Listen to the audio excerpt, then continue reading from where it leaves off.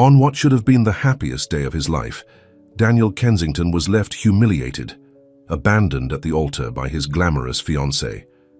Seeking refuge from the scandal, he escapes to a quiet inn in a town he's never heard of. There, a chance encounter with Serena James, a kind and grounded innkeeper, begins to rewrite his story. But when his past collides with his newfound peace, will love prove stronger than the life he left behind? Before we get into the story, comment below where in the world you are watching from today. The grand ballroom of the Kensington Plaza Hotel gleamed with thousands of white roses and crystal chandeliers. Nearly 300 guests chatted excitedly, all dressed in their finest attire. At the front of the room, Daniel Kensington shifted uncomfortably in his custom-tailored tuxedo. At 35, he was one of New York's most eligible bachelors, or at least he had been until today. "Stop fidgeting," whispered his best friend and best man Marcus. "You look like you're about to jump out of your skin." "I'm fine," Daniel muttered, though his clenched jaw suggested otherwise. He checked his Rolex for the 4th time in 2 minutes. The ceremony should have started 15 minutes ago. Daniel Kensington was not a man accustomed to waiting. As CEO of Kensington Developments, he commanded boardrooms and closed multi-million-dollar deals before lunch. His time was valuable, and everyone knew it. Everyone except apparently his bride. His mother approached, her face tight with worry beneath her perfectly styled silver hair. "Daniel, darling, have you heard anything from Victoria? Her bridesmaids say she's not answering her phone." Before he could respond, his phone buzzed. A text message from Victoria. "I can't do this, I'm sorry." The room spun. Daniel read the message again, certain he had misunderstood. But the words remained unchanged on the screen. "Daniel?" His mother touched his arm. "What is it?" He couldn't speak. Instead, he handed her the phone. Her sharp intake of breath told him she understood immediately. "Marcus," she said, her voice suddenly businesslike. "We need to make an announcement." The next hour passed in a blur. Marcus stood at the microphone, explaining to shocked guests that the wedding would not be taking place. Daniel's father, Robert Kensington, quickly took control, ushering people toward the exits while waitstaff hurriedly packed away champagne flutes and untouched appetizers. Daniel stood frozen in place until the room emptied. Only then did he allow himself to collapse into a nearby chair. "Son," his father said, placing a heavy hand on his shoulder, "this isn't the end of the world." "She didn't even have the decency to tell me to my face," Daniel replied, his voice hollow. "Victoria always was more style than substance," his mother said sharply. "Perhaps this is a blessing in disguise." But Daniel wasn't listening. His phone buzzed again, Victoria calling. He silenced it and slipped it back into his pocket. "I need to get out of here," he said suddenly, standing up. I can't be here right now." "So of course," his father agreed. "The penthouse is ready for you. Your mother and I will handle everything here." Daniel shook his head. "No, not the penthouse. Not anywhere she might find me." "Where will you go?" his mother asked, concerned. "I don't know yet, but I'll be in touch." He loosened his bow tie and headed for the exit, ignoring the pitying looks from the hotel staff.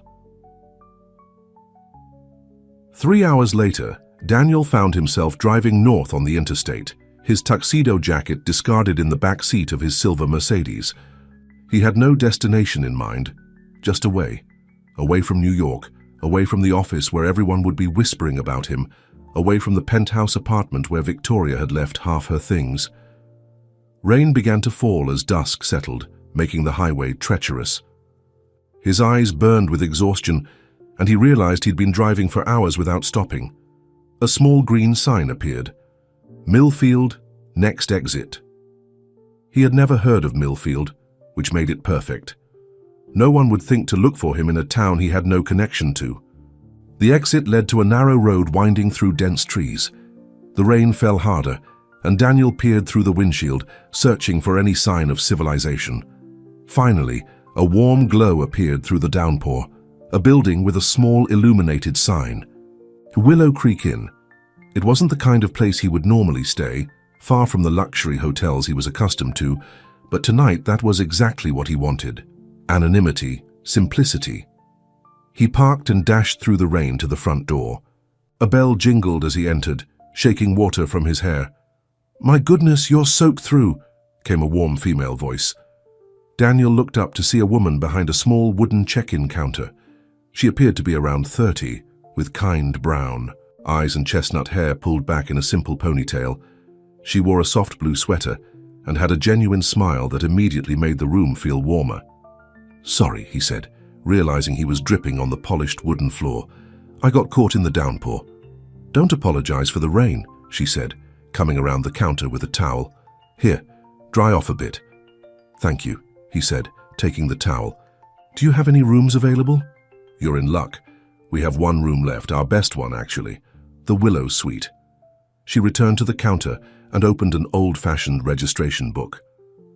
"Will you be staying just the night?" Daniel paused. He hadn't thought beyond escaping New York. "I'm not sure yet. Is it possible to book it for a week?"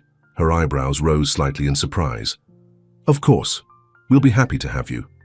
She slid the registration book toward him. "I just need your name and a credit card." For a split second, Daniel hesitated. The Kensington name would be all over the society pages tomorrow. He didn't want to see the pity in her eyes when she recognized him. "Daniel," he said, writing only his first name in the book.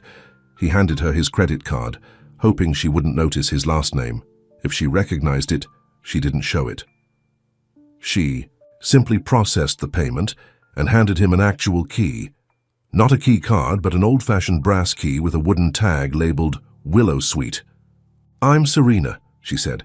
"Serena James. I own the inn. If you need anything at all, just let me know.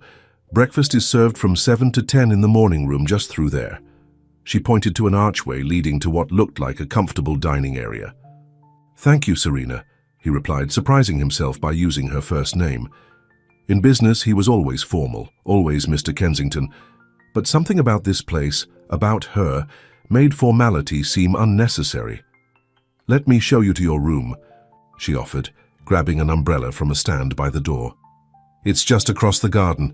They hurried through the rain to a separate building behind the main house. Serena unlocked the door to reveal a spacious suite with a four-poster bed, a small sitting area with a fireplace and windows that would likely offer a view of the garden in daylight. "This is lovely," Daniel said, genuinely impressed by the simple elegance of the room. "Thank you. It was my grandmother's apartment before she passed. I renovated it last year." Serena moved to the fireplace and skillfully arranged kindling and logs. "Let me get this started for you. It'll help with the dampness." Daniel watched as she lit the fire, noticing the careful way she arranged the logs and the quiet efficiency of her movements. There was something soothing about her presence. "There," she said, standing up as the fire caught. "That should make things cozier. The bathroom's through that door, plenty of hot water, so feel free to take a long shower. And there's extra blankets in the chest at the foot of the bed." "Thank you," Daniel said. "This is exactly what I needed tonight." Serena tilted her head slightly, studying him. "You look like you've had a rough day. Can I bring you some tea? Or maybe something stronger?" Daniel was about to decline automatically. He was used to handling things alone, but stopped himself. "Actually, something stronger would be great if it's not too much trouble." "No trouble at all. I'll be right back." When she returned a few minutes later, she carried a tray with a bottle of whiskey, 2 glasses, and a plate of homemade cookies. "I thought you might be hungry," she explained, setting the tray down on the coffee table. "You didn't have to join me," Daniel said, though he was secretly relieved not to be alone with his thoughts. "It's a house rule," Serena replied with a smile. "Never let a guest drink alone on a rainy night." She poured 2 fingers of whiskey into each glass and handed one to him. "To new beginnings," she said, raising her glass. The toast caught him off guard. Was it that obvious that he was running from something? "To new beginnings," he echoed, taking a sip. The whiskey was good, smooth and warming. Serena sat in the armchair opposite him, her posture relaxed but not overly familiar. "So, Daniel, what brings you to Millfield? We don't get many visitors this time of year." He considered lying but found he didn't have the energy. "I needed to get away.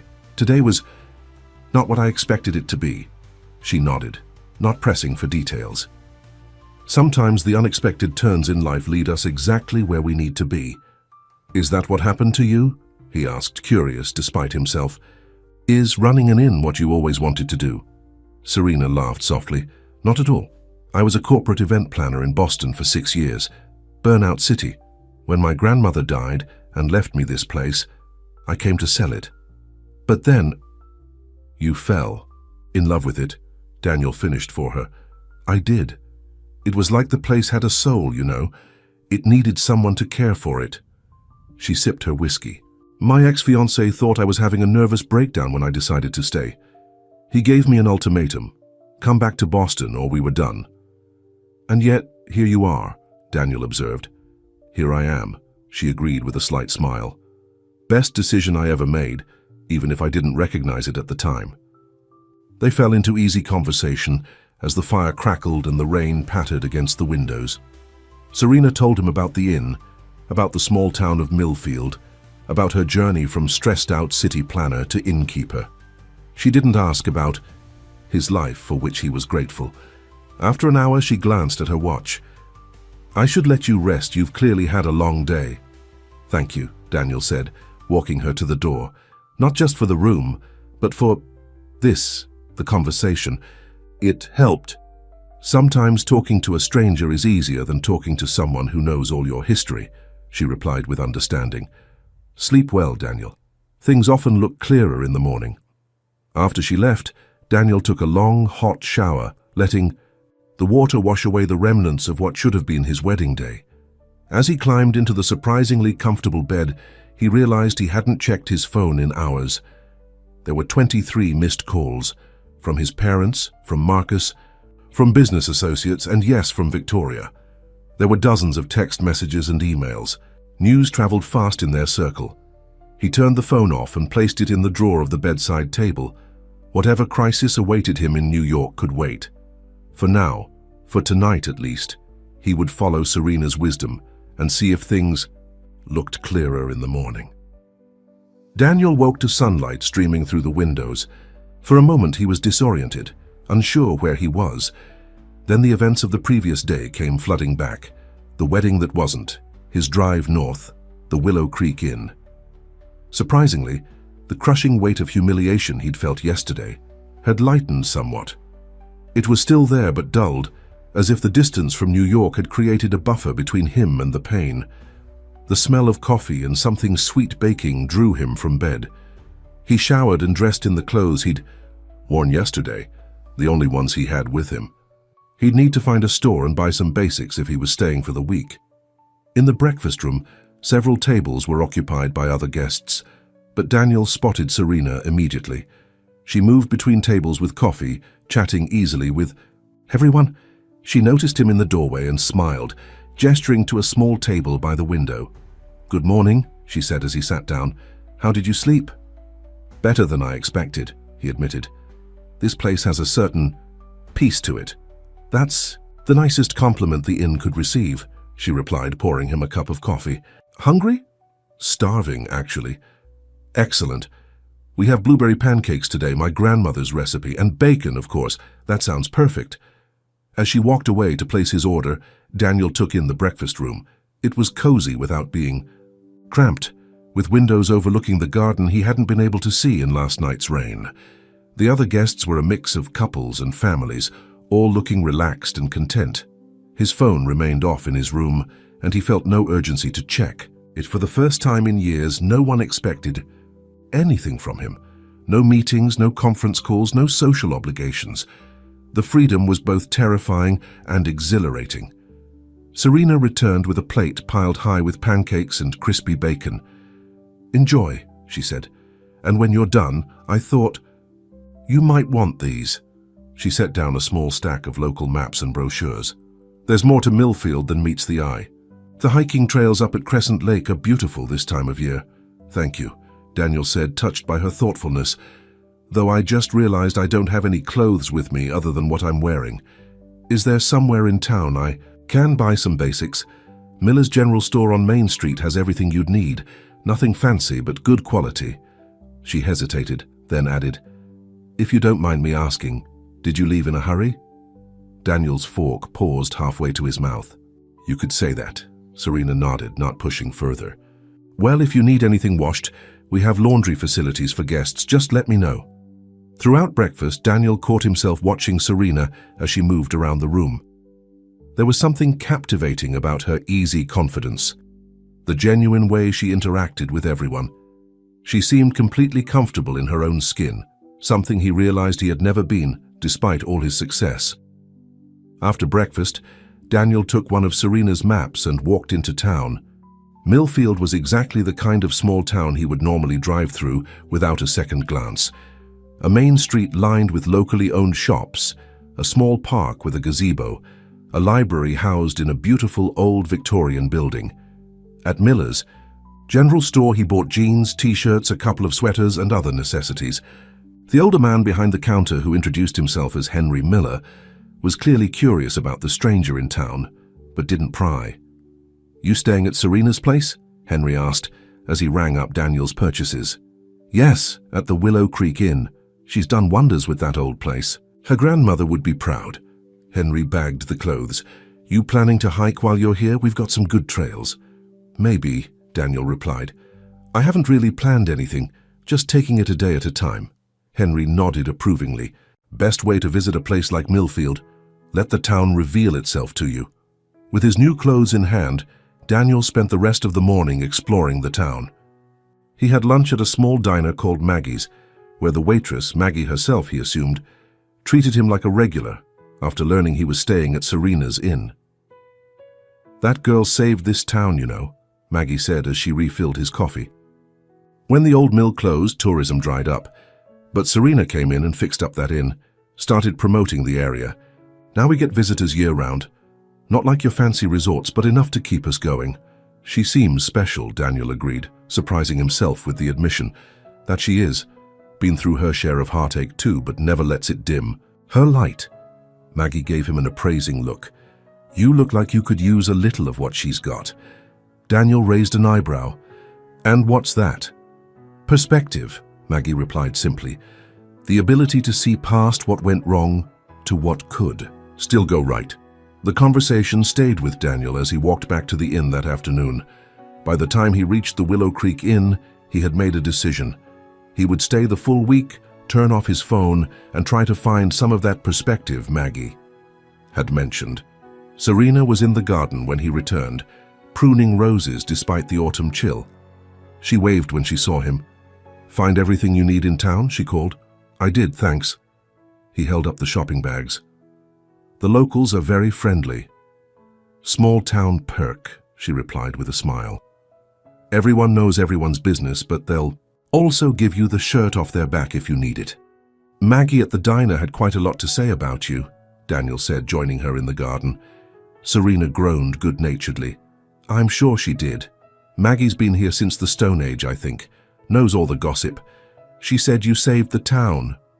Blush colored Serena's cheeks. "She exaggerates. I just fixed up a building and made a website." "I doubt that's all you did," Daniel said, studying her. "People don't talk about you the way they do if that's all there was to it." Serena straightened. Up, brushing dirt from her hands. "Well, while you're getting the local gossip, I hope you're enjoying your stay so far." "I am. So much that I've decided to keep my phone off and actually take this week as a retreat, I guess." "Good for you," she said, sounding genuinely pleased. "Everyone needs to disconnect sometimes." "I was wondering," Daniel said, feeling oddly nervous, "if you might have some recommendations for dinner, somewhere quiet maybe. The Riverside Tavern has great food and a back patio that's usually empty this time of year." She hesitated, then added, "I usually go there on Thursdays.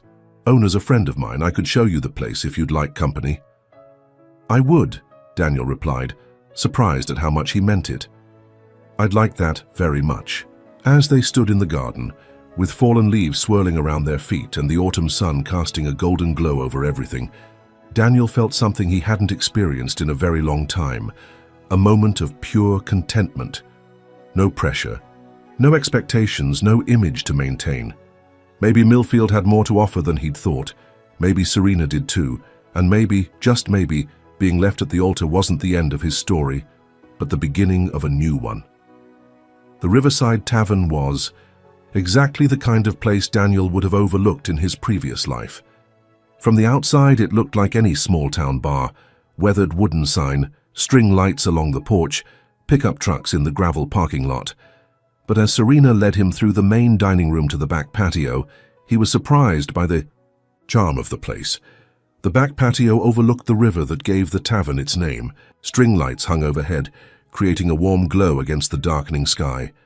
A fire pit crackled in the corner, keeping the autumn chill at bay. "Jake!" Serena called, waving to a bearded man behind the bar. "Got room for two? For you?" "Always," the man replied with a warm smile. He eyed Daniel curiously, but didn't comment on Serena's unusual dinner companion. "Jake's the owner," Serena explained, as they settled at a table near the fire pit. "We went to high school together. He left for culinary school in New York, worked at some fancy restaurants, then came back here to open this place 5 years ago. Seems like a pattern in this town," Daniel observed. "People leaving and coming back.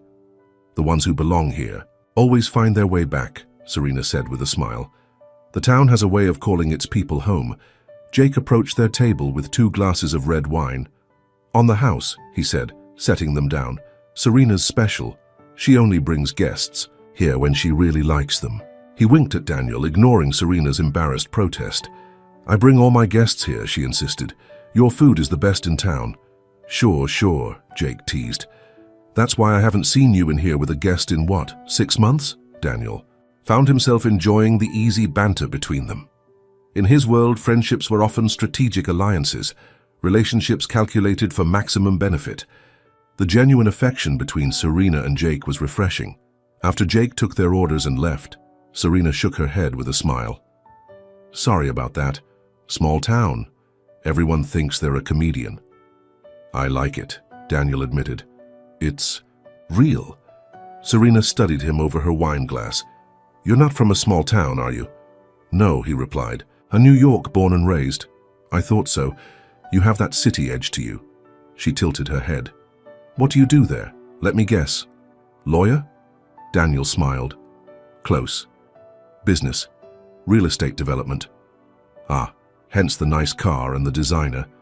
Watch that you're trying not to show off." He glanced down at his wrist, surprised. Most people noticed his Patek Philippe immediately. It was meant to be noticed after all. "I'm not trying to hide it. Maybe not consciously," she replied. "But you've been pulling your sleeve over it all day, like you don't want to be defined by it." Her observation unsettled him. Was he that transparent, or was she just unusually perceptive? "So what happened?" she asked gently. "What made a New York real estate developer run away to a town that isn't even on most maps?" Daniel took a long sip of his wine, debating how much to tell her. "I was supposed to get married yesterday." Serena's eyes widened. "Oh, I'm sorry. I shouldn't have—" "No, it's okay," he interrupted. "She left me at the altar, literally. Sent a text message 15 minutes after the ceremony was supposed to start." "That's terrible," Serena said, genuine sympathy in her voice. "I'm so sorry, Daniel." "The funny thing is," he continued, surprising himself with his candor, "I'm not even sure I'm heartbroken. Humiliated, yes, angry, definitely, but heartbroken." He shook his head. "I think what hurts most is that I didn't see it coming. I'm good at reading people, it's part of my job, but I missed this completely. Sometimes we don't see what's right in front of us because we're too busy looking at what we think should be there," Serena said thoughtfully. Before Daniel could respond, Jake arrived with their food: perfectly grilled steaks, roasted vegetables, and crusty bread that smelled like heaven. "Told you he's good," Serena said as Jake walked away. The food was excellent, better than many high-end New York restaurants Daniel frequented. As they ate, the conversation shifted to lighter topics. Serena told him about growing up in Millfield, about her brief escape to Boston, and about her decision to transform her grandmother's failing bed and breakfast into the thriving inn it was now. "It wasn't easy," she admitted. "The place was practically falling apart. My savings were gone in 3 months. I had to take out loans, work night shifts at Maggie's while renovating during the day." "But you made it work," Daniel said, impressed by her determination. "I did. First guest checked in exactly 1 year after I took over, an older couple celebrating their 40th anniversary." Her face softened at the memory. "They've come back every year since." You love it, Daniel observed. The inn, this town, these people. I do, she agreed. It's not glamorous and the profit margins are tight, but it's mine. I built it. She smiled. Well, rebuilt it. Daniel thought about his own career. He had built an empire, yes, but what did he actually love about it? The thrill of the deal, certainly. The challenge of transforming properties. But the day-to-day business? The endless meetings and social obligations? Not so much. As they finished dinner, Serena suggested a walk along the riverfront. The night was clear and cool, the moon reflecting off the water. Thank you for this, Daniel said as they strolled along the path. For dinner, for the conversation, for not treating me like I might break. Is that what people usually do? She asked. My family, my friends, they mean well, but they're all walking on eggshells around me. Or they were before I left. He sighed. I should probably turn my phone back on, let them know I'm okay. Probably, she agreed, though I understand the appeal of staying disconnected. They walked in comfortable silence for a while, the only sound the gentle rush of the river beside them. Daniel found himself relaxing in a way he hadn't in years. Can I ask you something personal? He said finally. Sure. You mentioned an ex-fiancé yesterday. What happened there? If you don't mind talking about it. Serena was quiet for a moment. His name was David. We met in college, dated for 5 years. Before he proposed, he was safe, dependable. We had the same friends, the same goals, or so I thought. What changed? I did, she said simply. When my grandmother died and left me the inn, something clicked. I realized I'd been following a path that someone else had laid out. Good school, good job, good fiancé, but none of it was really mine, you know. It was what I thought I was supposed to want. Daniel nodded, her words resonating more than he cared to admit. David couldn't understand why I'd want to throw away our life in Boston to run a failing inn in the middle of nowhere. He thought it was grief making me crazy. She shrugged.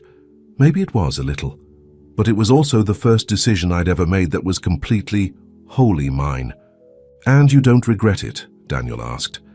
Not for a second, she replied without hesitation. It hasn't been easy, but it's been right. For me, anyway. They had reached a small dock that jutted out into the river. Serena led him to the end, where they sat on a wooden bench facing the water. What about you? She asked. Any regrets about your path? Daniel considered the question seriously. I've never really thought about it in those terms. The company was my father's and his father's, before him. Being a Kensington meant following in their footsteps. The moment the words left his mouth, he realized his slip. He glanced at Serena, but if she recognized his last name, she didn't show it. And you've been happy, she pressed. I've been successful, he replied automatically, then paused. That's not the same thing. Is it? Serena smiled softly. No, it's not. For the rest of the evening, they talked about everything and nothing. Favorite books, childhood memories, travel dreams. Daniel couldn't remember the last time he'd had a conversation that wasn't about business or social obligations. It was refreshing, like taking a deep breath after being underwater too long. When they finally walked back to the inn, the night had grown chilly. Daniel found himself wanting to extend their time together. Coffee, he suggested as they approached the main house. Or tea, if you prefer. I should probably finish some paperwork, Serena said reluctantly. I have a wedding party checking in tomorrow, not a big one, just a family gathering for a small ceremony at the lake. Of course, Daniel said, trying to hide his disappointment. Thank you again for dinner. I had a good time, she replied, and he could tell she meant it. If you're not busy tomorrow, the farmer's market in the town square is worth a visit. Best apple cider donuts you'll ever taste. I'll check it out, he promised. She hesitated, then leaned up and kissed his cheek lightly. Good night, Daniel. Sleep well. As he watched her walk into the main house, Daniel touched his cheek where her lips had been. For the first time since Victoria's text message, he felt something other than humiliation and anger. Something like hope. Back in his room, he finally turned on his phone. It immediately began buzzing with notifications. More missed calls, more text messages, more emails. He scrolled through them quickly. His parents were worried but understood his need for space. Marcus had handled the press, giving a vague statement about mutual decision to postpone the wedding. Victoria had called and texted repeatedly, her messages evolving from tearful apologies to angry demands to know where he was. The last message from her had come just 2 hours ago. "This is ridiculous, Daniel. You can't just disappear. We need to talk. I made a mistake." He typed a brief response to his parents, letting them know he was safe and would be out of touch for a few days. To Marcus, he sent thanks for handling the fallout. To Victoria, he sent nothing at all. Then he turned the phone off again and placed it back in the drawer. The morning dawned bright and crisp, a perfect autumn day. Daniel showered and dressed in his new casual clothes, jeans and a sweater that would have seemed foreign in his New York life, but felt right here in Millfield. At breakfast, Serena was busy with the arriving wedding party, a family of about 15 people, all talking excitedly about the weekend ceremony. She caught his eye across the room and smiled, but didn't have time to chat. Following her suggestion, Daniel walked into town for the farmers' market. The town square had been transformed overnight, with stalls selling everything from fresh produce to handmade crafts. Live music played from a small stage, and children ran between the booths, their laughter carrying on the breeze. He found the donut stand Serena had mentioned and bought one, still warm from the fryer and coated in cinnamon sugar. It was, as promised, the best he'd ever tasted. "First time at our market?" asked the woman who had sold him the donut. "First time in Millfield," Daniel replied. "Well, welcome. I'm Ellen, by the way. I run the bakery on Main Street." "Daniel," he introduced himself, extending his hand. "You staying at Serena's place?" she asked, shaking his hand. "Is it that obvious?" Ellen laughed. "Small town. News travels fast, especially when Serena brings a handsome stranger to Jake's for dinner." Daniel felt his cheeks warm. "We just had dinner." "Mm-hmm," Ellen said with a knowing smile. "Well, enjoy your stay, Daniel. And if you're smart, you'll get to know our Serena better. She's one of the good ones." As he continued through the market, several other vendors greeted him by name, all somehow knowing he was staying at the Willow Creek Inn. By the time he'd made a complete circuit, he'd been given free samples of local honey, homemade jam, and artisanal cheese, along with more knowing smiles and thinly veiled suggestions about Serena. It should have been intrusive, but Daniel found it oddly charming. These people genuinely cared about Serena, and by extension, anyone she chose to spend time with. When was the last time anyone had looked out for Victoria that way? Or for him, for that matter? Their friends were all socialites and business connections, relationships maintained for mutual benefit rather than genuine affection. With a bag full of local products, Daniel headed back to the inn. He found Serena in the garden, showing the wedding party the area where their ceremony would take place the following day. "The arbor will be set up here," she was explaining, gesturing to a space between two large maple trees ablaze with autumn colors. "And we'll have chairs arranged in a semicircle facing the lake." "It's perfect," said an older woman who appeared to be the mother of the bride. "Exactly what Emily wanted. Simple but beautiful." "That's our specialty," Serena replied with a smile. She noticed Daniel standing nearby and waved him over. "Meet our newest guest. Daniel, this is the Foster family. Emily and Michael are getting married here tomorrow." Daniel greeted the family, who welcomed him warmly and immediately invited him to attend the wedding. "The more the merrier," said Emily, a pretty blonde in her late 20s. "Serena's already coming. She's practically part of the family after all the help she's given us." "I wouldn't want to intrude," Daniel began, but Michael, the groom, insisted.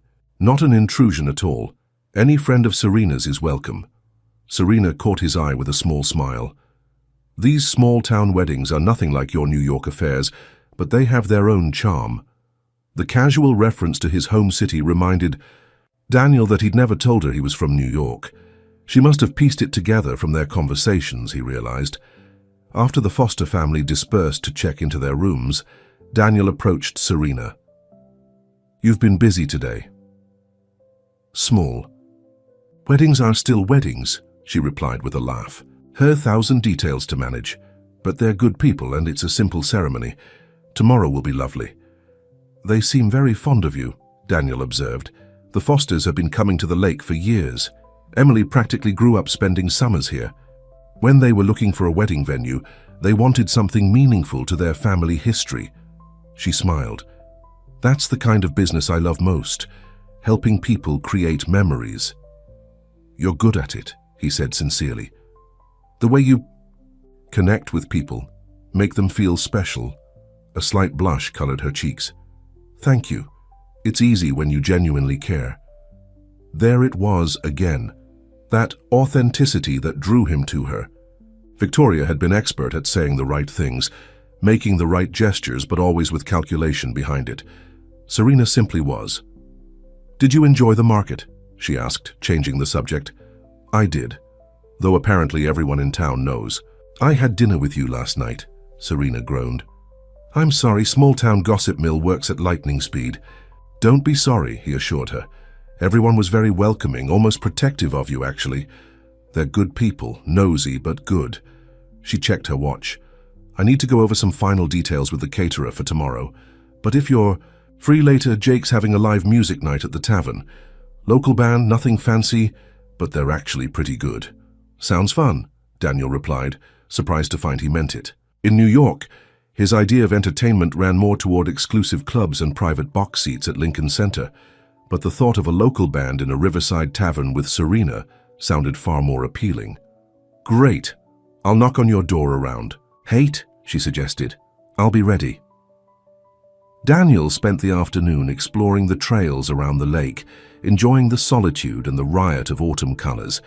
He found a spot on a rocky outcropping with a view of the water and sat for nearly an hour just thinking. His life in New York seemed distant now, like something from another lifetime. Here no one expected anything from him. He wasn't Daniel Kensington, CEO and heir to the Kensington fortune. He was just Daniel, a guy staying at the local inn. The simplicity was liberating. For the first time, he could see how much of his identity had been wrapped up in his family name, his position, his wealth. Strip all that away, and who was he? Really? He thought about Serena's story, how she had walked away from a safe life to follow her own path. It had taken courage, he realized, the kind of courage he wasn't sure he possessed. By the time he returned to the inn, the sun was setting. He showered and changed, choosing one of the sweaters he'd bought in town, casual but nice. At precisely 8 o'clock, there was a soft knock on his door. Serena stood there looking lovely in jeans, boots, and a soft green sweater that brought out the flecks of gold in her brown eyes. Her hair was down tonight, falling in soft waves. Around her shoulders. Ready for some small-town entertainment? She asked with a smile. Absolutely, he replied, grabbing his jacket. The tavern was packed when they arrived, the crowd a mix of locals and tourists. The band was setting up on a small stage in the corner, and the energy in the room was infectious. Jake waved them over to a reserved table near the stage. Perks of being the owner's friend, Serena explained as they sat down. The band, 4, locals who called themselves River Run, started their set with a cover of an old Tom Petty song. They were surprisingly good, with a sound that blended rock, country, and folk. Daniel found himself relaxing into the atmosphere, enjoying the music and the company. Serena seemed to know everyone, greeting people by name as they stopped by their table, but she never left Daniel's side for long, always returning with a smile that made him feel like he was exactly where he was supposed to be. During a break in the music, Jake joined them at the table. What do you think? He asked Daniel. Not exactly Broadway, but they've got heart. They're great, Daniel replied sincerely. This whole place is great. Jake and Serena exchanged a look. He's coming around, Jake said with a grin. Next thing, you know he'll be looking at real estate listings. Don't tease him, Serena scolded, but she was smiling too. The band started up again, this time with a slower song. Couples moved to the small dance floor, swaying to the music. Dance with me? Serena asked, holding out her hand. Daniel hesitated only briefly before taking it. I should warn you, I'm better at boardroom negotiations than dancing. It's not about skill, she replied, leading him to the dance floor. It's about feeling the music. He placed his hands on her waist as her arms went around his neck. They moved together slowly, finding a natural rhythm. Serena fit perfectly against him, as if they'd danced together 100 times before.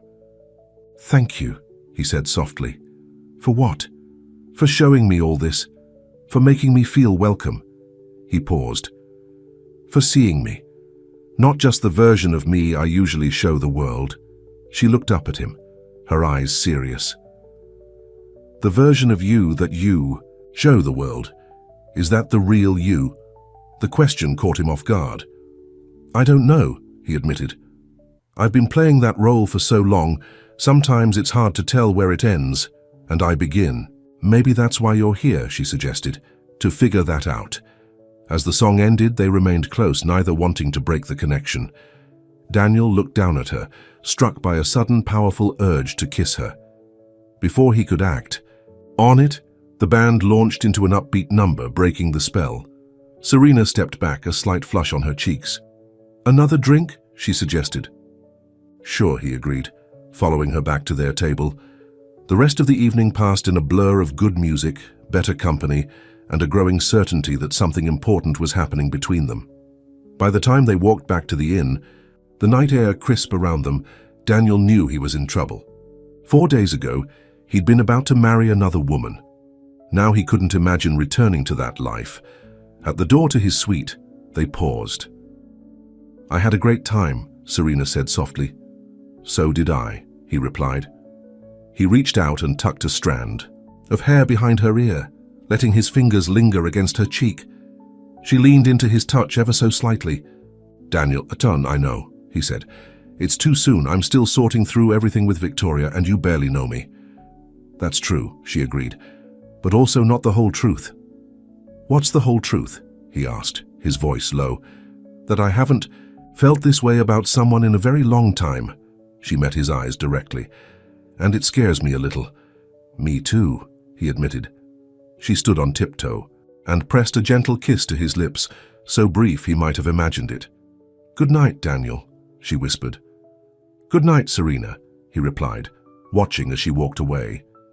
Inside his room, Daniel touched his lips, the ghost of her kiss still lingering. He was falling for her, falling hard and fast, and tomorrow at the wedding he would see her again. But as he prepared for bed, his phone, which he'd left in the drawer all day, lit up with a new message alert. Curious, he picked it up. It was from Victoria. "I've given you enough time to sulk. I'm coming to find you.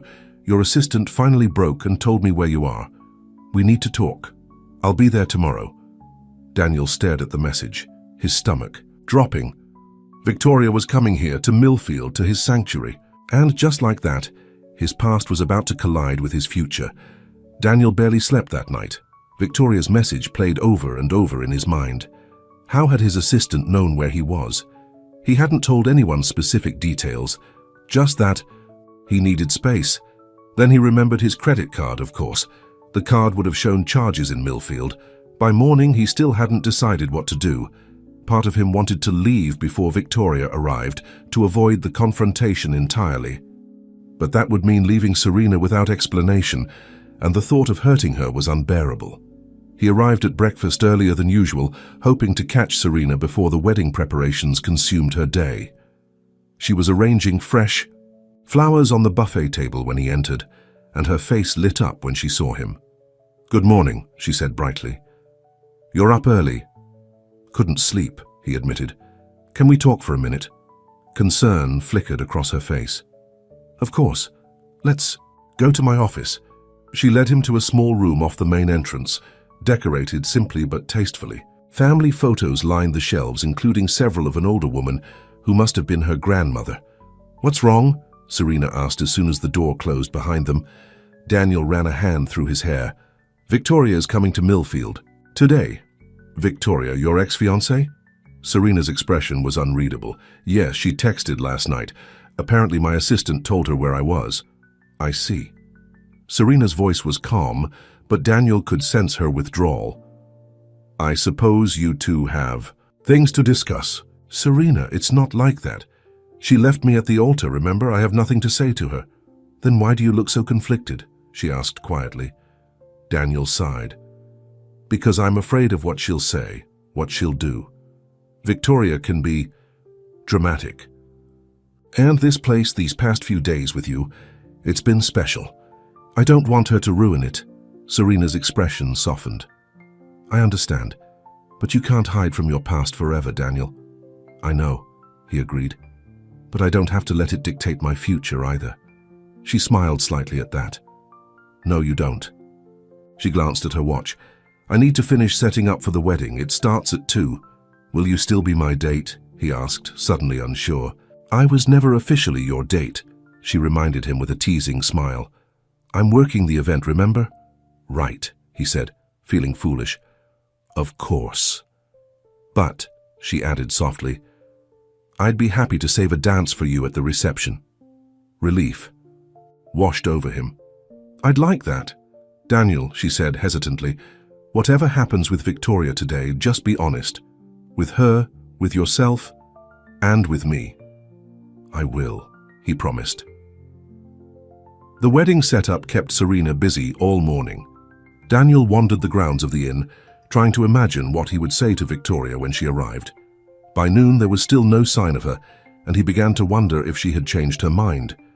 He returned to his suite to change for the wedding.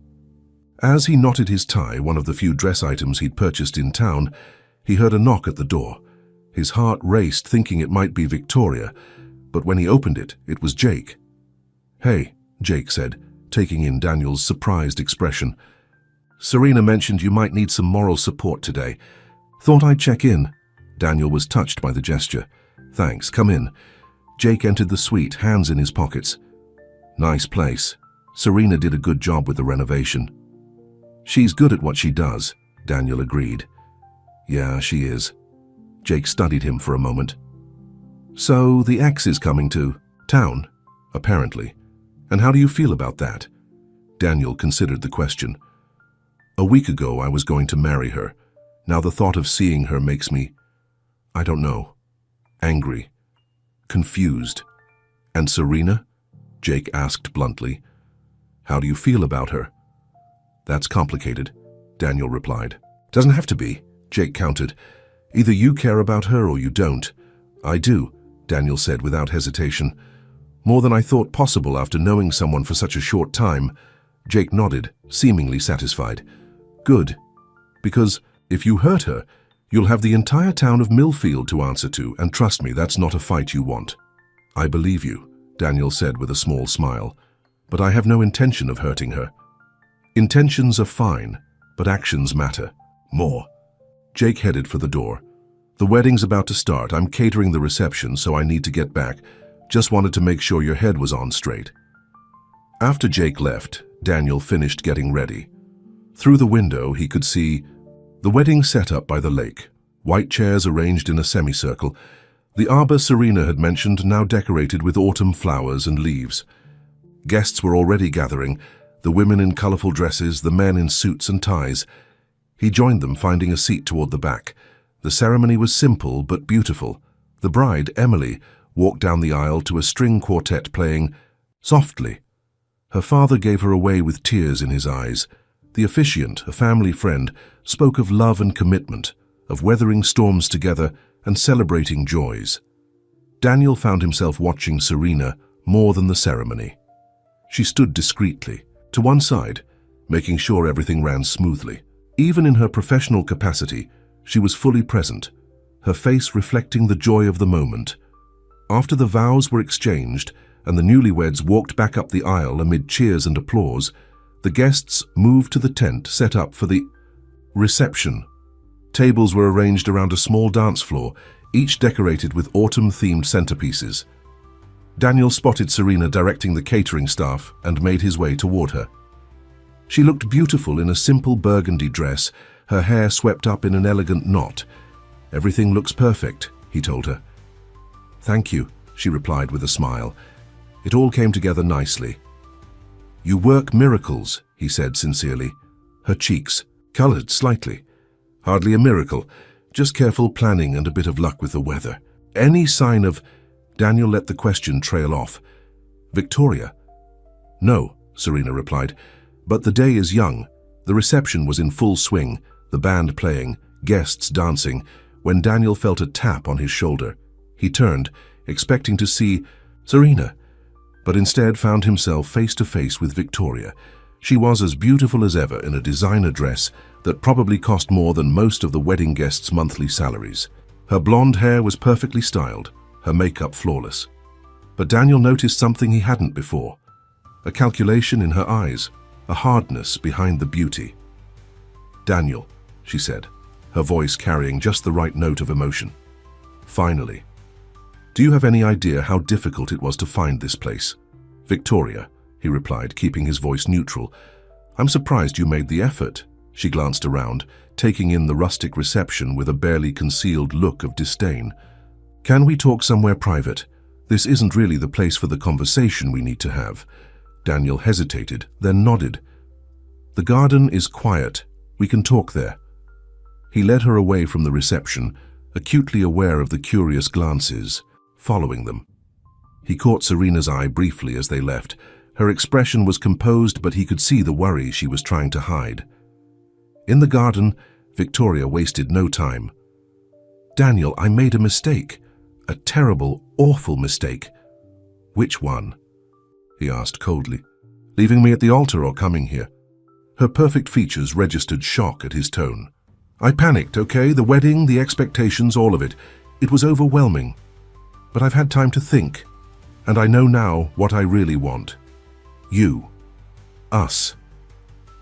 "There is no us anymore, Victoria," Daniel said firmly. "You made sure of that when you sent that text.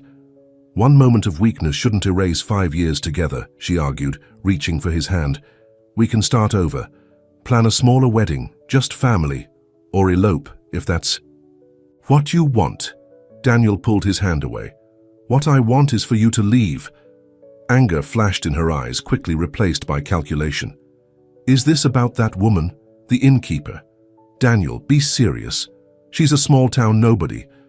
What could she possibly offer you that I can't?" "Authenticity," he replied without hesitation. "Kindness, a genuine connection that isn't based on what I can give her or how I can advance her social standing." Victoria laughed, the sound harsh in the peaceful garden. "Oh, Daniel, you're so naive. She wants something from you just like everyone else. She just hasn't shown her hand yet." "You're wrong," he said, shaking his head. "And the fact that you think that way says more about you than it does about her." "Fine," Victoria snapped, dropping the pretense of reconciliation. "Play your little small-town fantasy if you must, but remember what's waiting for you in New York. Your family, your company, your real life. This," she gestured around dismissively, "this is just an escape. It's not real." "Maybe my life in New York was the fantasy," Daniel countered. "A persona I created because it was expected of me." Victoria studied him, her expression cold. "You've changed." "I hope so," he replied sincerely. She adjusted her designer handbag on her shoulder, her posture shifting to business-like efficiency. "You should know that your absence has been noticed. The board is getting nervous. Your father can only cover for you for so long." "Is that a threat?" Daniel asked, raising an eyebrow. "A reality check," she corrected. "While you've been playing house in this quaint little town, the real world has continued without you. The Thompson deal is on the verge of collapse. The Bryant property has development issues that only you can solve. And the charity gala next week, those things will sort themselves out," Daniel interrupted. "Or they won't. Either way, I'm Andy—" "Not rushing back because you think I should." Victoria's eyes narrowed. "You'd risk everything you've built for what? A woman you've known for less than a week." "For myself," Daniel corrected. "For the chance to figure out who I am when I'm not being who everyone expects me to be." Victoria stared at him for a long moment, then shook her head. "I don't even recognize you anymore." "Maybe you never really knew me," he suggested quietly. She turned to leave, then paused. "She knows who you are, doesn't she? The real you, Daniel Kensington, CEO of Kensington Developments, one of the wealthiest men in New York." Daniel hesitated. "I haven't hidden who I am, but we haven't discussed specifics of my work." A slow, calculated smile spread across Victoria's face. "Oh, this is delicious. She has no idea. Your little innkeeper thinks you're just a regular guy who got his heart broken." Victoria laughed. "When she finds out the truth, when she realizes who you really are, do you think she'll still look at you the same way?" Or will those kind eyes of hers start calculating what you're worth? Serena isn't like that, Daniel insisted, but a seed of doubt had been planted. Everyone has a price, Daniel, Victoria said, her voice almost gentle now. Even small town. Innkeepers with kind eyes and warm smiles.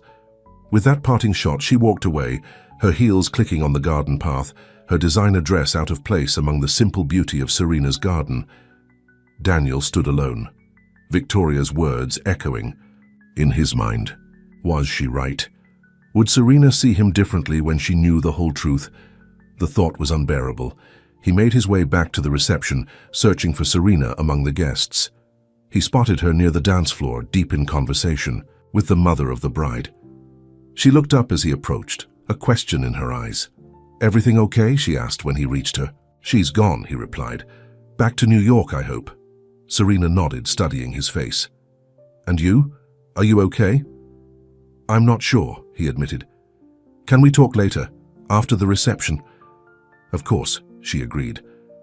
I'll come find you when things wind down. The band started playing a slow song, and Daniel found himself reaching for her hand. Dance with me, he asked, needing to hold her, to ground himself in the connection he felt with her. She hesitated only briefly before placing her hand in his.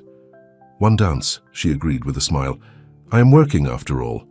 On the dance floor, Daniel pulled her close, breathing in the light floral scent of her perfume. They moved together as if they'd been dancing for years, her body fitting perfectly against his.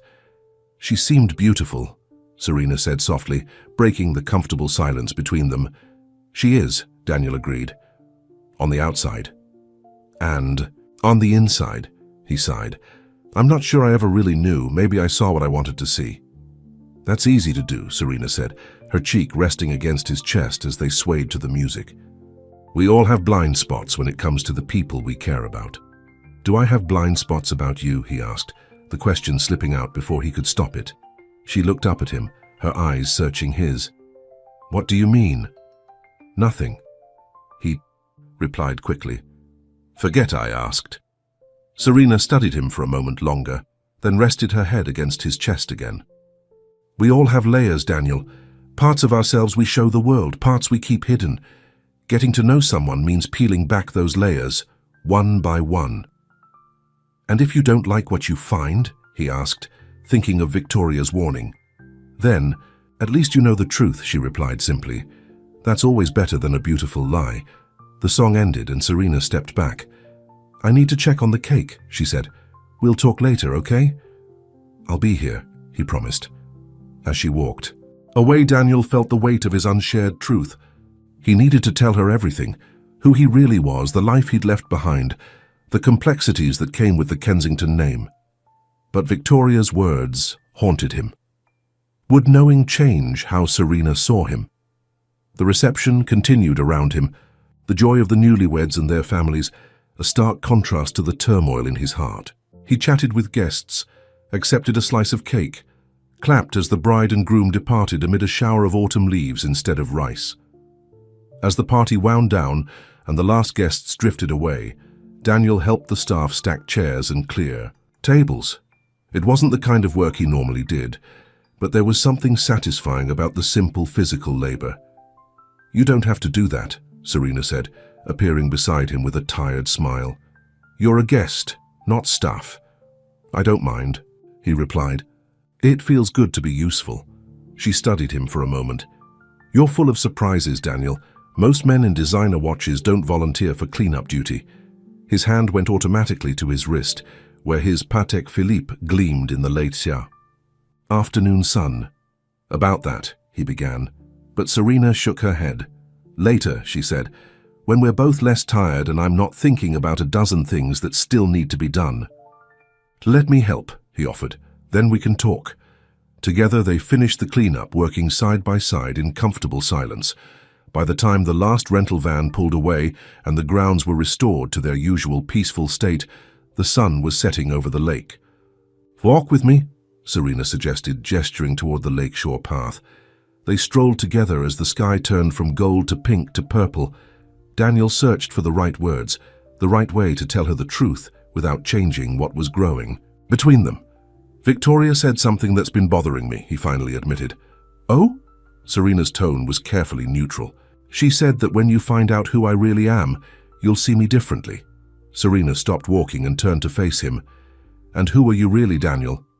He took a deep breath. My full name is Daniel Kensington. I'm the CEO of Kensington Developments. We're one of the largest real estate development companies in New York. I know, she said simply. Daniel stared at her, stunned. You know? She nodded. I recognized your name when you checked in.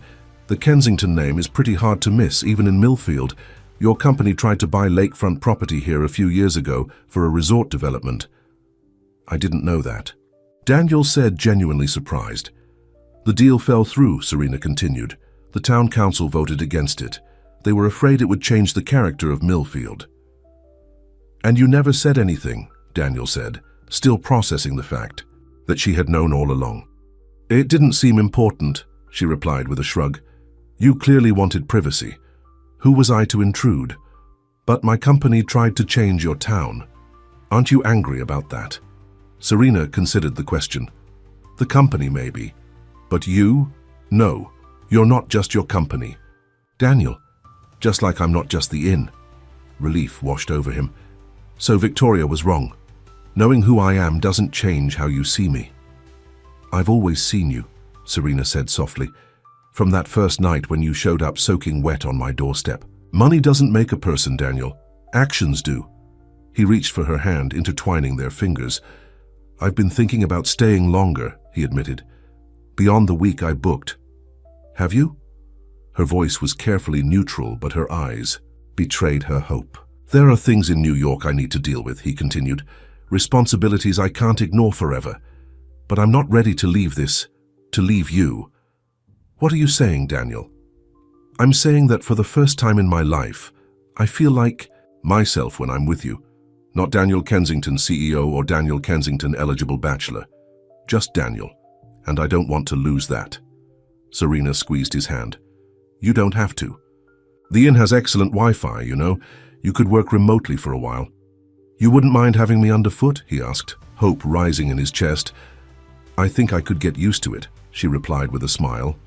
Daniel pulled her closer, his hands moving to her waist. There's still so much you don't know about me, he warned, and so much I don't know about you. That's the fun part, she whispered, her arms circling his neck, discovering each other one day at a time. When he kissed her, it felt like coming home, a home he didn't know he was searching for until he found it. Her lips were soft under her body warm and real in his arms. This wasn't the calculated passion he'd shared with Victoria, always with an undercurrent of performance. This was genuine, honest, true. They broke apart slowly, both a little breathless. I've wanted to do that for days, Daniel admitted, resting his forehead against hers. What took you so long, she teased, her eyes sparkling in the fading light. I was waiting for the right moment, he replied, for clarity. And do you have clarity now? She asked, suddenly serious. I'm getting there, he said honestly. There's still a lot to figure out. My life in New York, the company, what I really want for my future. But one thing is clear. What's that? You, he said simply. You're the clearest thing in my life right now, Serena. The one thing that makes perfect sense. She smiled, the kind of smile that reached her eyes and warmed her whole face. I feel the same way, and that scares me a little. Why? Because you have a whole life waiting for you in New York. Important work, family, responsibilities, and I have the inn, this town, my life here. We'll figure it out, Daniel promised, though he had no idea how. One step at a time. As they walked back to the inn, hand in hand, the stars began to appear above them. Daniel felt a sense of peace he hadn't experienced in years, maybe ever. Whatever challenges lay ahead, and there would be many, at least he wouldn't face them alone. The next morning, Daniel woke early. For the first time since arriving in Millfield, he turned his phone on and left it on. There were more messages waiting, but among the dozens from Victoria, his parents, and various business associates, one stood out, an email from Marcus with the subject line, Urgent Board Meeting Called. Daniel opened it with a sense of dread. Daniel, Hope, you're doing well wherever you are. Things here have taken a turn. Your father tried to cover for your absence, but Victoria has been talking to board members. She's convinced several of them that your mental state after the wedding debacle makes you unfit to lead the company right now. They've called an emergency board meeting for Friday to discuss a temporary leadership change. I know you needed space, but if you want to keep your position, you need to be at that meeting. It's scheduled for 10 a.m. at the main office. Call me when you get this. Marcus Daniel read the email twice, anger building with each word. Victoria was trying to push him out of his own company, the company his grandfather had founded, that his father had built, that he had expanded. All because he had refused to take her back. He dressed quickly and went in search of Serena. He found her in the kitchen, preparing breakfast for the guests. "Morning," she said brightly, then frowned when she saw his expression. "What's wrong?" "I need to go back to New York," he said, without preamble. "There's an emergency at my company. Victoria is trying to have me removed as CEO." Serena set down the bowl she was mixing. "Can she do that?" "With enough board votes, yes. She's been working them behind my back, telling them I'm unstable after the wedding." He ran a hand through his hair in frustration. "I have to be there for the meeting on Friday." "Of course you do," Serena agreed immediately. "Your company is important to you." "It's not just about the company," Daniel explained. "It's about what Victoria is doing. She's trying to take away the one thing she thinks I value most because I wouldn't take her back." "And do you?" Serena asked. "Value the company most?" Daniel considered the question. A week ago, the answer would have been an automatic yes. Now he wasn't so sure. "It's complicated," he said finally. "The company is my heritage, my family's legacy. I've poured my life into it. But is it what I value most? No, not anymore." Serena smiled slightly at that. "When will you leave?" "Today," he replied. "I need time to prepare, to talk to Marcus and my father, to line up support before the meeting." "Understand," she said, though disappointment flickered in her eyes. Will you come back? After?" The question hung between them, laden with meaning. Daniel closed the distance between them, taking her hands in his. "Yes," he said firmly. "Whatever happens with the company, I'm coming back. To you." Relief washed over her face. "Good, because I'd hate to have to come to New York to find you." "Would you?" he asked, surprised. "Come to New York, I mean." "For you?" she smiled. "I might be persuaded. Though I hear the people there are terribly sophisticated, I might be out of place." "You would outshine every socialite and corporate shark in the city," Daniel said honestly. "But I'd rather bring you there on your terms, not because you're chasing after me." "Then don't make me chase you," she replied simply. "Come back when you're done." "I will," he promised, sealing the vow with a kiss. 2 hours later, his bag was packed and his car was loaded. Serena stood with him in the driveway, both reluctant to say goodbye. "Call me when you get there," she said, "so I know you arrived. Safely." "I will," he promised, "and I'll call every day until I'm back." "You'd better," she warned with a smile. He kissed her once more, trying to memorize the feel of her, the scent of her, the way she fit perfectly in his arms. "I won't be gone long," he said. "A week at most." "I'll be here," she assured him. "The inn isn't going anywhere, neither am I." As Daniel drove away, watching Serena grow smaller in his rearview mirror, he felt a mix of determination and regret. Regret at leaving this place that had become a sanctuary, this woman who had helped him find himself again. But determination, too, to handle the crisis in New York and return to Millfield, to Serena, to the life he was beginning to envision for himself. The drive to New York gave him time to think, to plan. By the time he reached the city limits, he knew exactly what he needed to do. First, secure his position at the company, then make arrangements for a more flexible working situation. And finally, return to Millfield with a clear proposal for how they could build a future together, one that honored both their worlds.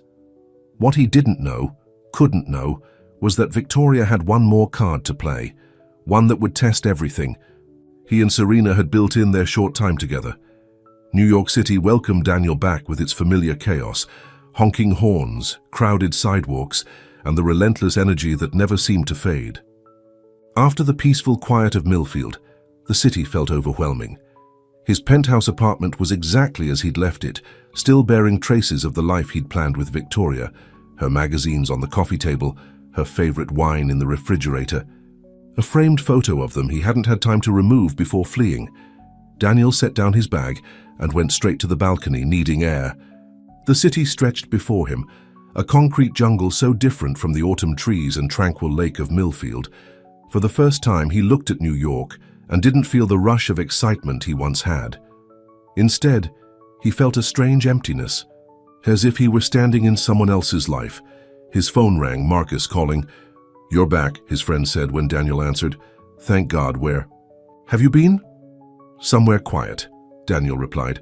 "I needed to think." "Well, while you were thinking, Victoria's been plotting. She's convinced Thompson, Martinez and Goldstein to vote with her. That's already 4 out of the 10 board members." Daniel sighed. "How's my father handling this?" "Badly," Marcus admitted. "He's furious with Victoria but trying not to show it. You know how he is, always the diplomat. And the media? Speculating. Some say you had a nervous breakdown. Others say you fled the country with a secret lover. The business pages are more concerned with what your absence means for the Thompson deal, which is collapsing according to Victoria," Daniel said. "Not collapsing, but shaky," Marcus corrected. "Ryan Thompson is nervous. He wants reassurances that you're still committed." "Set up a dinner with him tonight," Daniel instructed. "I'll handle it personally and schedule meetings with Martinez and Goldstein tomorrow. Thompson I can win back easily. The other 2 will be harder, but I know what they want." "What about the Bryant property issues?" "Forward me the reports. I'll review." Then before my meeting with the board. They continued discussing strategy for several minutes. By the time they hung up, Daniel had a full schedule for the next 3 days leading up to the board meeting. He showered and changed into a suit that felt strangely constraining after days in jeans and sweaters. As he knotted his tie, his phone rang again. "Serena." "Hey," he answered, his voice softening immediately. "I was just about to call you." "You made it back safely?" she asked. "I did, though it doesn't feel much like home anymore." "No?" There was a smile in her voice. "No. Home is starting to feel like somewhere else entirely." "I like the sound of that," she said softly. "How bad is it? The situation with your company?" Daniel sighed. "Manageable but complicated. Victoria's been busy. I have meetings lined up for the next 3 days to undo her damage before the board vote." "You sound tired already," Serena observed. "I miss the quiet," he admitted. "And you, mostly you." "It's only been a few hours," she teased. "Feels longer." There was a pause, and Daniel could almost see her sitting in her office at the inn, phone pressed to her ear, that warm smile on her face. "I should let you go," she said finally. "You have work to do." "I'll call you tonight," he promised, "after my dinner meeting. I'll be waiting." The call ended, but Daniel held onto the phone for a moment longer, as if it could somehow keep her close.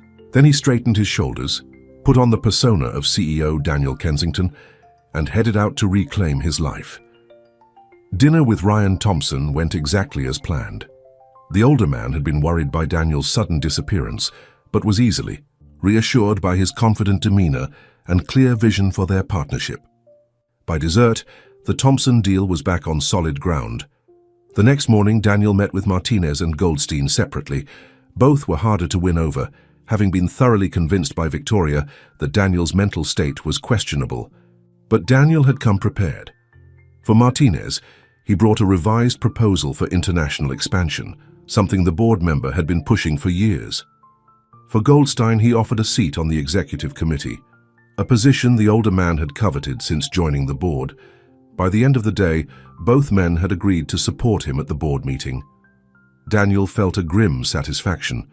This was the world he knew how to navigate, one of strategy, negotiation, and calculated moves. Yet it felt hollow somehow, lacking the genuine human connection he'd found in Millfield. That evening, he called Serena as promised, the sound of her voice a balm to his soul after a day of corporate maneuvering. "You sound tired," she said after. He recounted his day. "I am," he admitted. "This used to energize me. The deals, the strategy. Now it just feels exhausting." "Maybe you need a change," she suggested gently. Maybe I do. He paused, choosing his words carefully. What would you think about me spending more time in Millfield? Not just a week or two, but regularly. I'd like that, she replied, and he could hear the smile in her voice. Very much. But what about your company? I'm working on that, he said.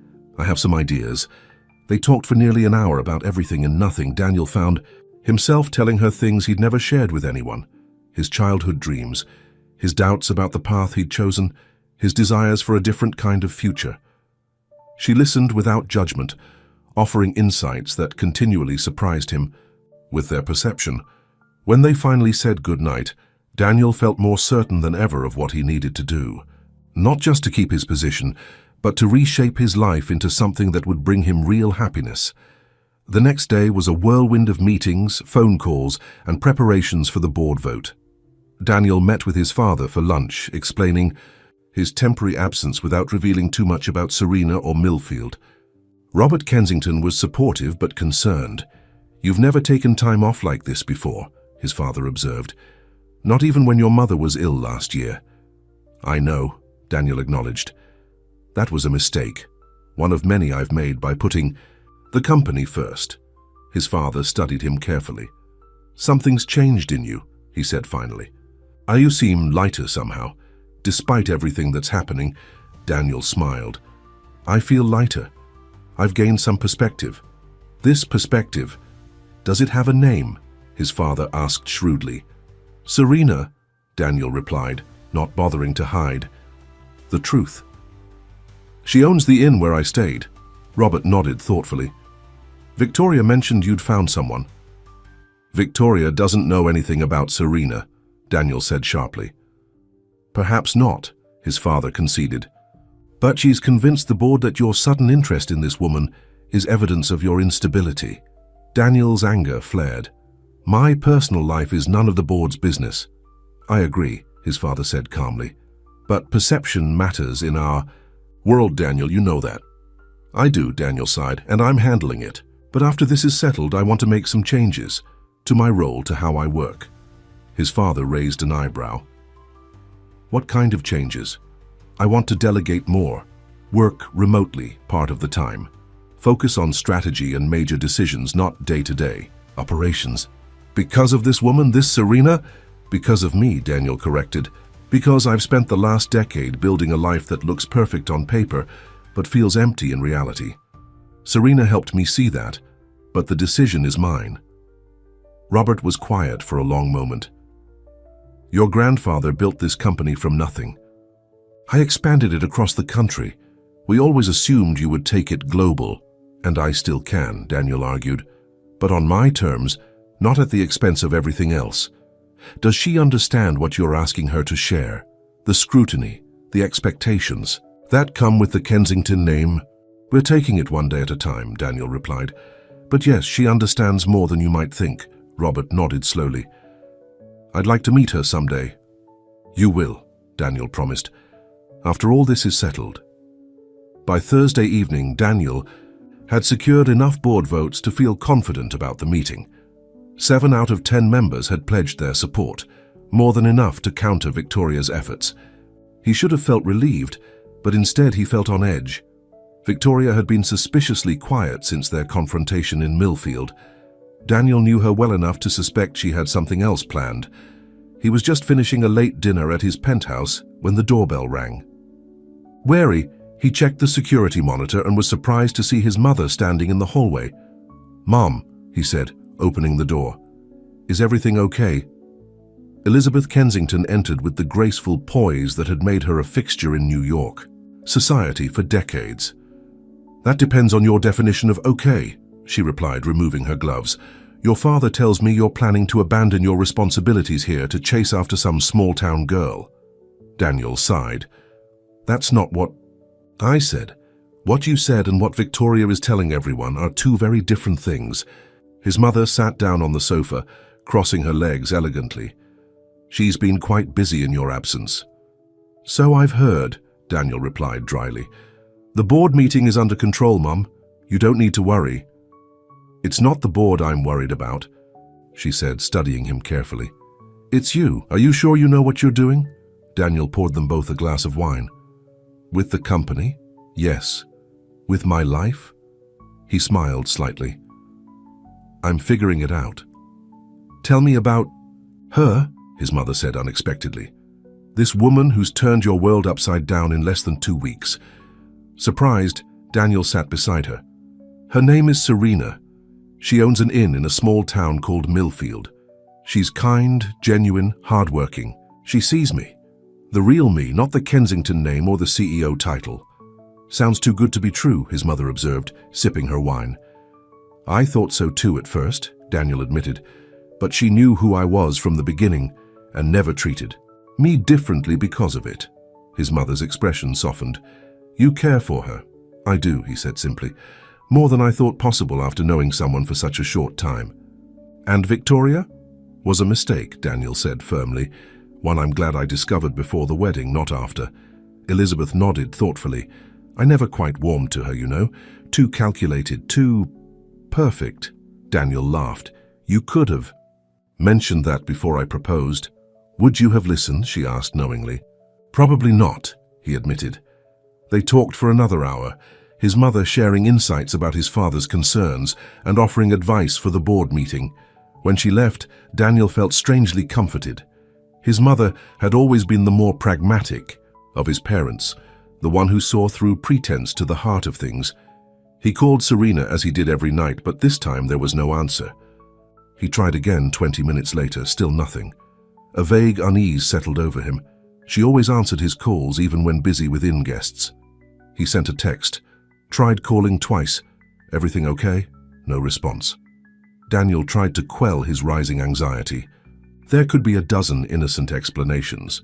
She could be dealing with a guest emergency, or the cell reception in Millfield could be acting up again, or her phone could be charging. He was about to try a third time when his own phone buzzed, with a text notification, not from Serena but from Victoria. "I warned you, everyone has a price. Even small-town innkeepers." Attached was a photo that made Daniel's blood run cold. Serena sitting across from a man Daniel recognized as Lewis Peterson, Victoria's father's lawyer. They appeared to be in a restaurant, documents spread between them on the table.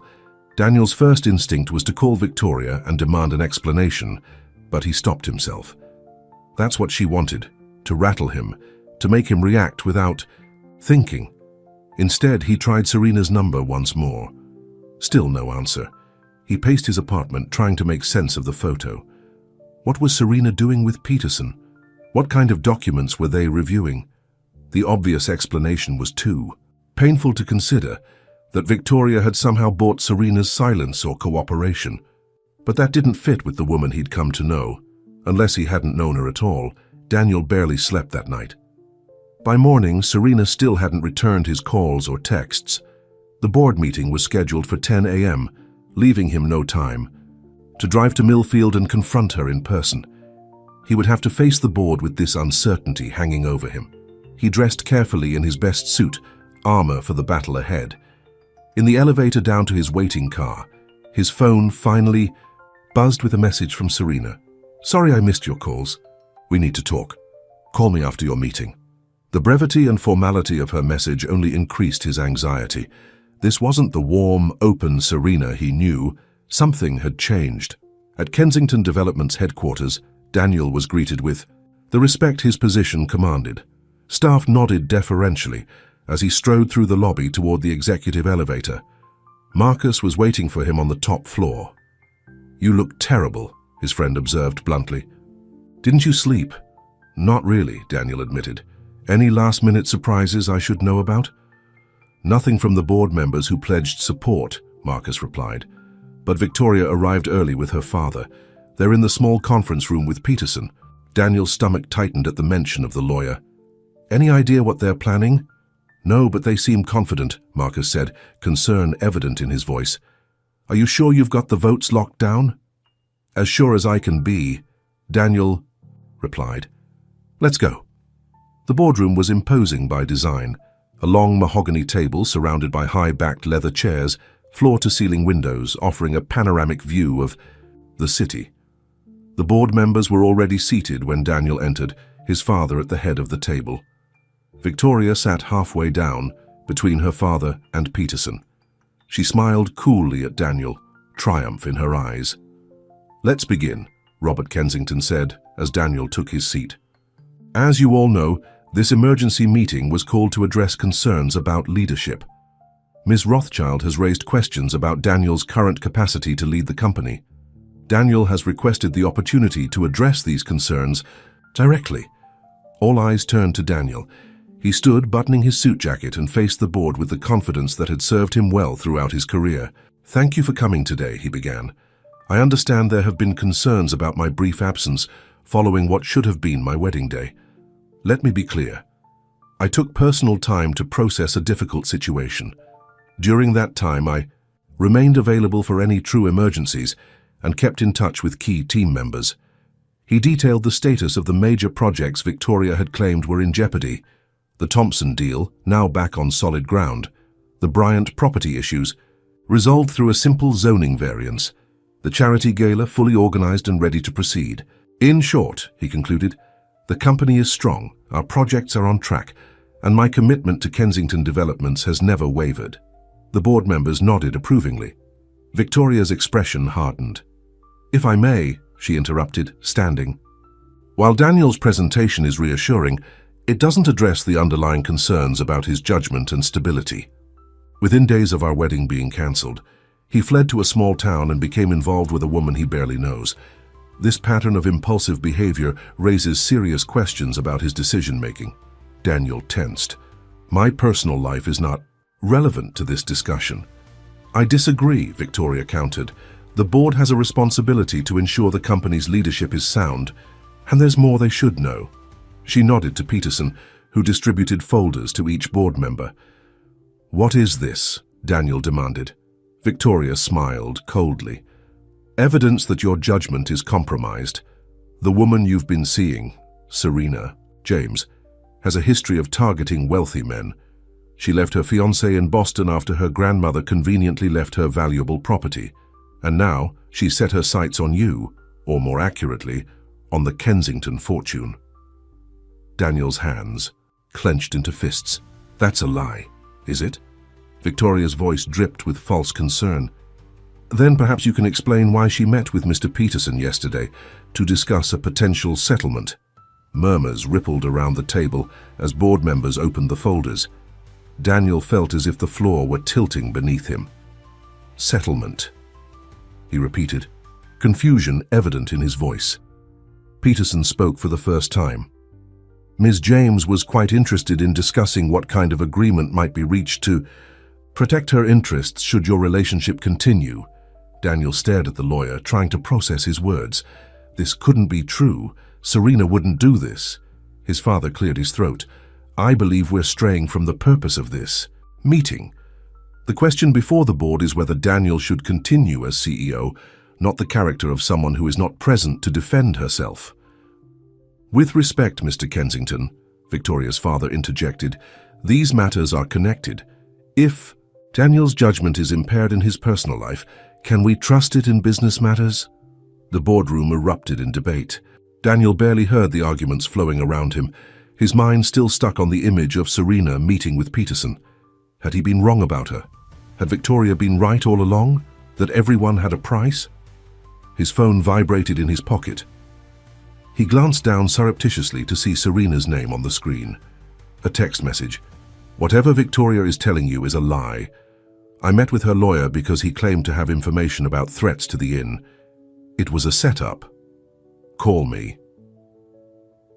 Relief washed over him, followed quickly by anger at Victoria's manipulation. He looked up to find her watching him, a smug smile on her face. She thought she had won. "Enough," Daniel said, his voice cutting through the debate. "Before we continue, I'd like to call a witness who can shed light on these allegations." "This isn't a trial, Daniel," Victoria objected. "No, it's worse," he replied evenly.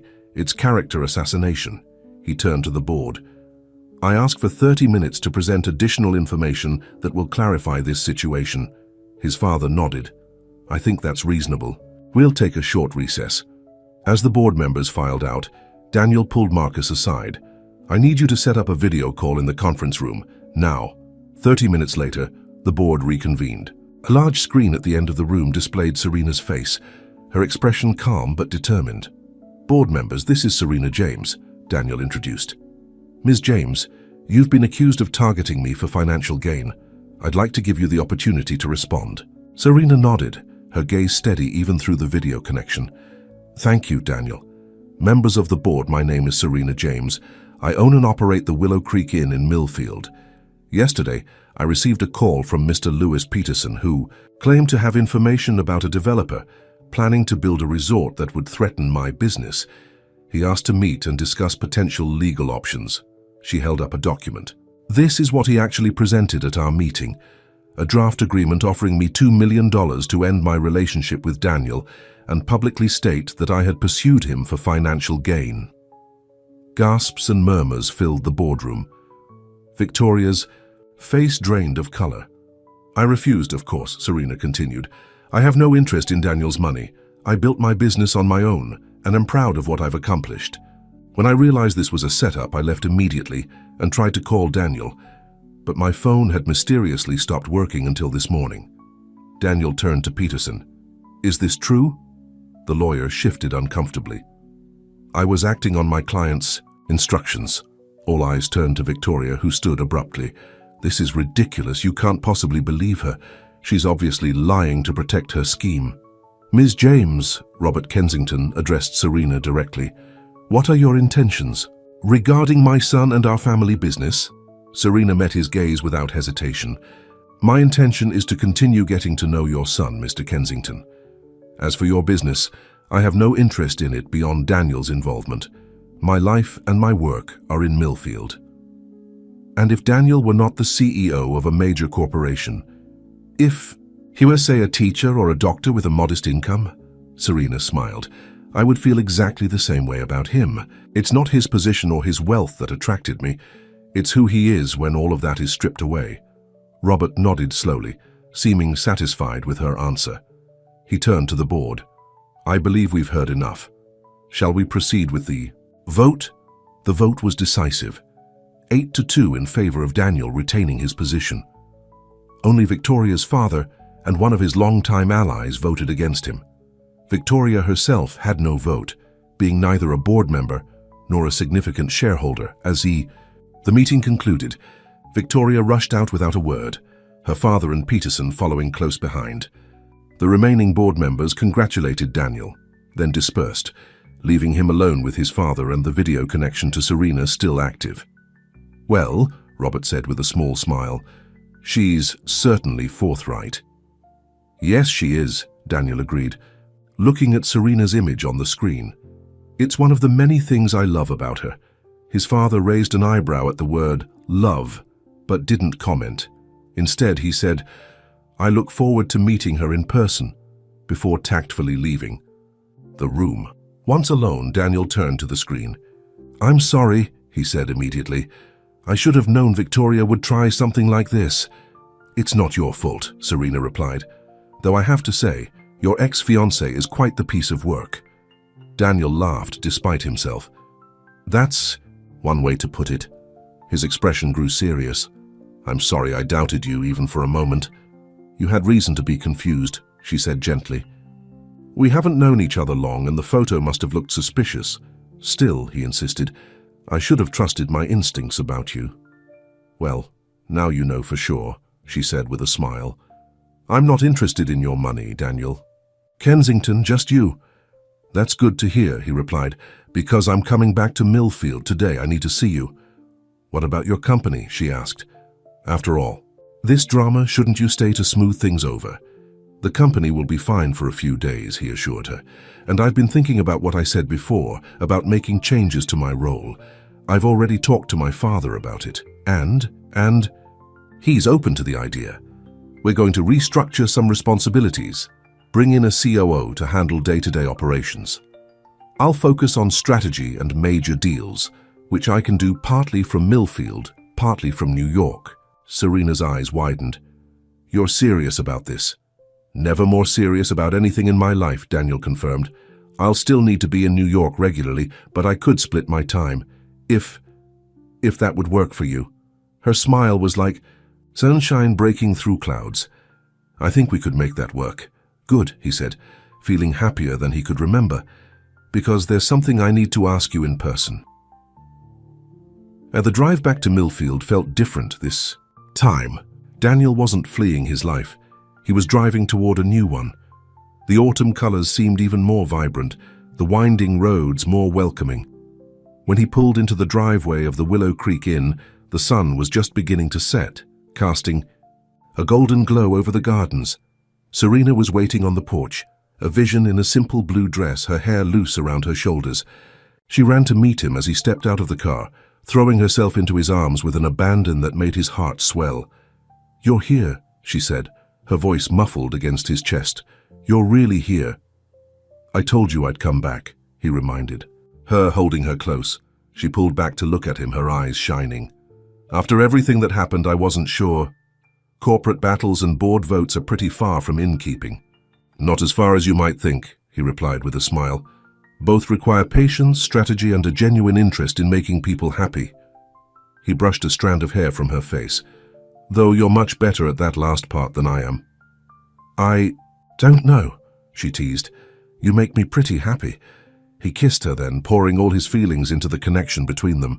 When they finally broke apart, both breathless, he rested his forehead against hers. "I have something to ask you," he said softly. "That sounds serious," she replied, a hint of playfulness in her voice. "It is," he confirmed. "I want to know if you'd be willing to have a semi-permanent guest at the inn." She raised an eyebrow. "Semi-permanent?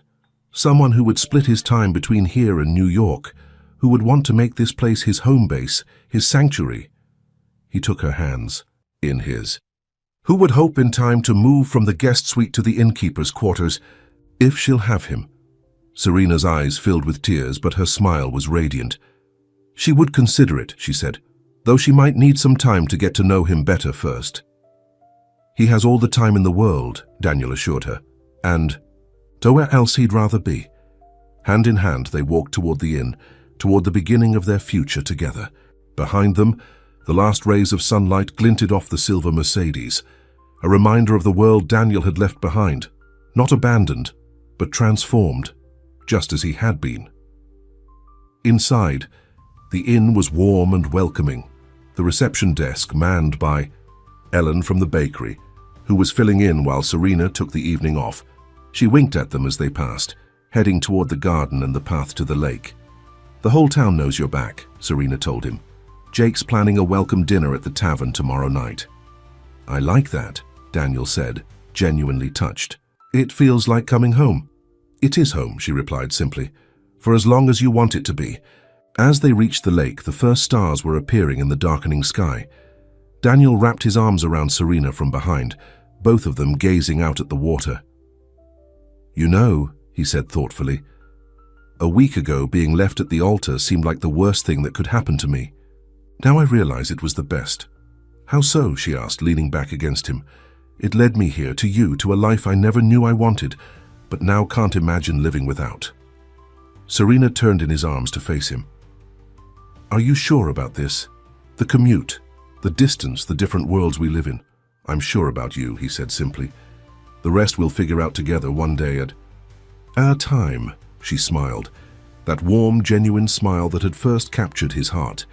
"One day at a time," she agreed, "starting now." And as they sealed that promise with a kiss, Daniel knew with absolute certainty that love had found him not in the glittering ballroom where his wedding was supposed to take place, but in the ruins of those plans, in a small town inn run by a woman who saw him for who he truly was and loved him anyway.